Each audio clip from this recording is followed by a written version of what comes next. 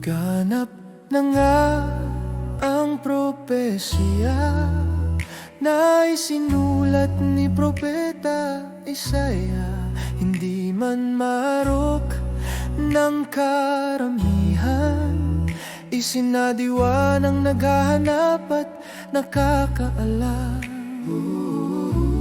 Nakaharang ang mga aral ng relihiyon sa diwa ng tao na sa idolo nalulong. Hindi pa rin mapipigilan ang nakatakda, pagkus ginanap ang salitang pagpapalaya. Hindi mo nilimot kailanman, Abay Yahweh, pinahalagahan mo ang bawat mong salita. Mula sa umpisa ay aming nalaman ng lahat ito ay nakabakas sa kasaysayang nakasulat. Kahit ito ay itinago at kami kanilang binulag, hindi kami naubos ang tipan sa dugo namin nababanaan. Sa aming panahon mo ginanap ang iyong kalooban.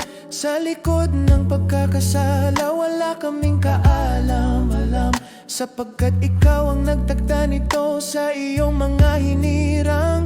Amin itong yayakapin at muling pahahalagahan. Hindi mo nilimot kailanman, Abay Yahweh, pinahalagahan mo ang bawat mong salita.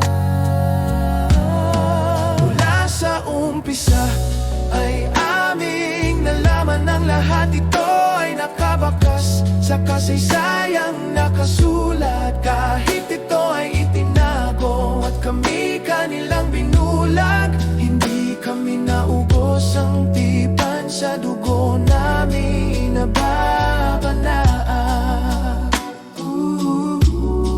Muling uusbong sa silangan ng iyo ang banal na pangalan. Sa mga bagong himig na di pa narinig kami mag-aawitan. Itinanghal kang hari ng lahat at ikaw ay pinapurihan, upang kilalanin ng buong mundo at ika'y masamba't maparanggalan. Ang buhay at kalagayan naming hindi maarok, ngayon ay alam na namin ang dahilan.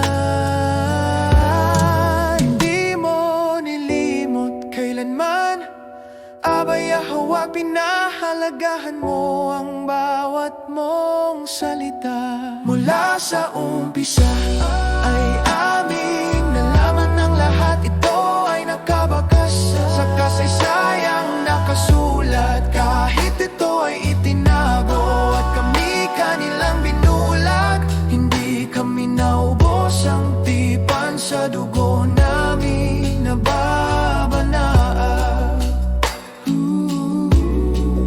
Papupurihan, luwalhatin, sasambahin ka ang aming hari. Abay Yahweh, ang hari ng lahing hini.